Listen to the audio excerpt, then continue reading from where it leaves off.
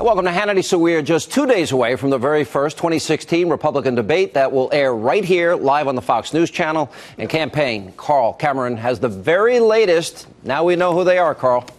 Sean, it's been weeks of speculation and bare-knuckle scrambling among the candidates, and we finally know who the two rosters will actually have. There's no surprise for some of these candidates. Donald Trump has actually been in the 20s and leading the national polls for a couple of weeks, so he was a virtual lock to get into this race.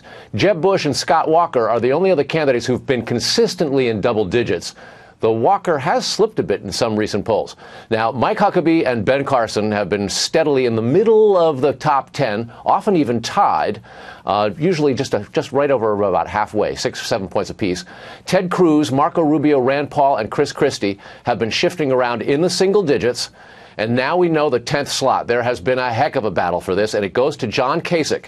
It's worth noting that a lot of these candidates are virtually tied with one another, given the polls' various margins of error. Kasich, it's quite an achievement. He announced only 3 weeks ago tonight, and he shot from the very back of the pack to the top 10. The debate's in his home state of Ohio, the nation's premier bellwether swing state, so he could have a pretty good cheering section with him some 48 hours from now in Cleveland. It's also worth noting that Donald Trump is not only leading national polls, he's also ahead in the first two primary states, New Hampshire and South Carolina, and voters in those states have been paying a lot more attention than a lot of folks around the rest of the country, Shep. So, excuse me, Sean. So we've got now the rosters, and here we go. Shep, Sean, same thing. Let me ask you, how are the candidates preparing for this debate? What are they doing?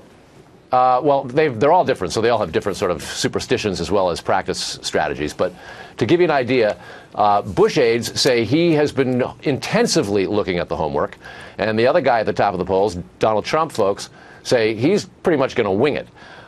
For those taking part in the 5 p.m. debate on Thursday, there could actually be several upsides. Millions are going to watch. Some of them, what they say, might be referenced in the evening debate or re-aired in primetime. And realistically, for Carly Fiorina, the only woman in the GOP field and a tough Clinton critic, she's going to make news on her own. Rick Santorum and Rick Perry came up short in 2012, and they have a lot to prove, so watch for them to be feisty. You have Bobby Jindal and Lindsey Graham, seasoned politicians both who've been working hard and are plenty capable of making news. And face it, Donald Trump will not be in the 5 p.m. event, and they don't have to worry about getting overshadowed by him, Sean. All right, Ed Henry. Oh, I'm sorry, Carl Cameron on the campaign trail.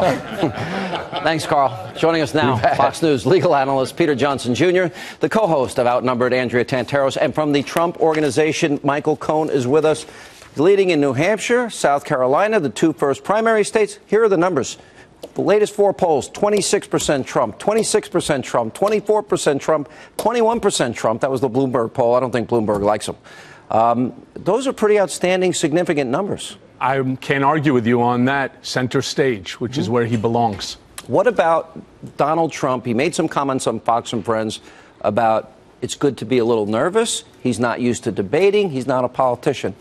Are we to interpret that as he's not preparing at all for this debate? Absolutely not. Donald Trump's been preparing for this basically his whole life. He's an avid reader. He studies everything. He's not going in with the strategy that the other Republicans are. They're coming in with scripted answers. He's going to be himself.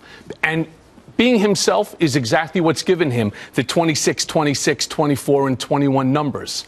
That's what people want to see. Authenticity. Authenticity. Well, it's interesting because he always makes news. So Gawker gives out Trump's phone number, and this is how Trump responds. He put a message on the phone. This is Donald Trump, and I'm running for the presidency of the United States of America.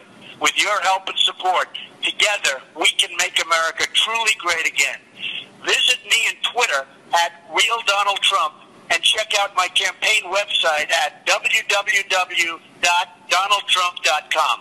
Hope to see you on the campaign trail. We're going to do it. The mailbox is full and cannot accept any messages at this time. Goodbye.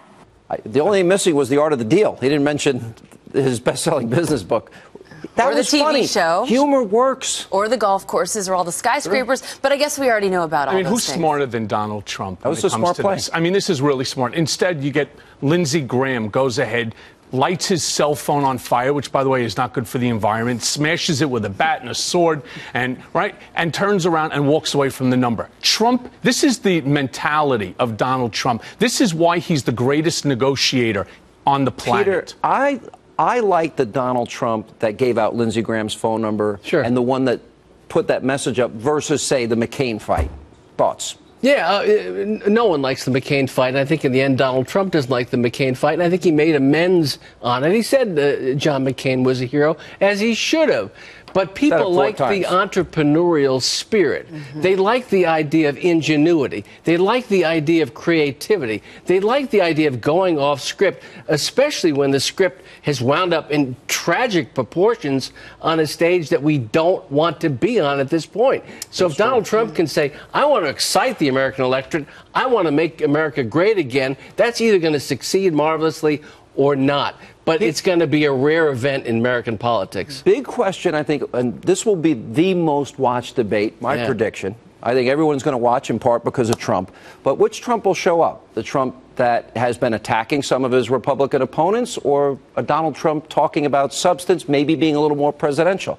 Here's how he attacked some of the candidates leading up to Thursday's debate. They don't even like him. They're from South Carolina. He's from South Carolina. They don't even like him. Marco Rubio.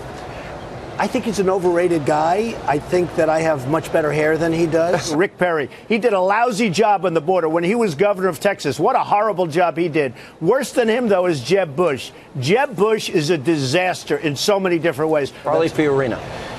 Again, I don't know. I never met her, and she looks very nice, but she got fired viciously at Hewlett-Packard. I don't mean like a little bit. You know, business is my game. Would that be smart in this debate, Andrea? I think it would be very foolish for Donald Trump to change who he is at this point, because it's not believable. I mean, he's winning because he's authentic, and he doesn't spit out the canned, poll-tested talking points. So for anyone to for any pundit to sit and say that, one, he should change or he will change, I think is extremely naive. Isn't there a razor's edge, though, between Trump being Trump, which I think is smart, and being doesn't the American people want to see him be presidential? Isn't that going to be an important component? It depends, because we saw other candidates like Mitt Romney go out of his way to be presidential. And for some reason, that meant stiff. And I want to point out something why I also think Donald Trump's winning. The GOP base wants somebody who can fight and someone who can win. Look at McCain. Remember when he suspended his campaign? And remember Mitt Romney wouldn't take on President Obama for Obamacare? The GOP base is sick and tired of mealing it out. But I want to get Peter's take first on this. Do you agree with me? I think Trump has to be Trump, and I don't think he could be anything other than Trump. But to go in there and attack, I don't know if that's the right strategy in that environment. He has to be both, and he has to show people who he is. He is a thoughtful guy that has a lot of ideas. And if you look at him in long forms, he's exposed a lot of those ideas. But he does need to be presidential. He needs to talk about policies and programs and a Trump vision for now, on America. the other side, Peter, what do the other candidates do? How do you deal with this? You know, if you attack Trump... Let me give you the answer on that one. You know what they do? They Michael. sit there and they listen. Because Trump is presidential. He's presidential. He has the look. He has the intelligence. He has the thought process in terms of what's needed to make America great again. Right? These guys all come out. But I want you, Sean, but that's what you said, though. Right? He is presidential. And what he's going to do is he appeals to middle America, and he's going to show them what he's gratuitously go after some of the candidates, like maybe he's done in interviews. Absolutely. If they come after him, it's going to be lights out. And it's totally fair game. That's what I would agree with. But there has to be mutual respect in this debate. The candidates need to show each other the respect, right, Andrea? But at the same time, they need to say, we welcome an outsider to this process. Who is more likely to take on Trump? Who do you think it is? I think people who have nothing to lose. The lowest ones who barely made it onto the stage, who need to get out there, who may not have campaign coffers filled with money. But I do think that he needs to be careful about getting mired in the details, because the way these debates go, Peter, you know this, you only have a minute. You can't get mired in these 10-point plans. That's where Jeb Bush likes to go. Talk like an economist. He can't do that. But he does need to seem presidential, but not in the sense of being too stiff. A lot of this is a razor's edge. I don't think anybody's going to take on Mr. Trump at this upcoming debate. Oh, I think they're all going to gang up on him. Yeah, I got news for you. I don't think so. Because I think that they're going to rally against him. I'll be very honest with you. I think they want to try to show themselves as being presidential. I agree with you. And I think that what's going to end up happening is they know that they come after him, he's coming back twice as hard. Guys, good to see you all. Good to see you. Good to see you. Thank you. And coming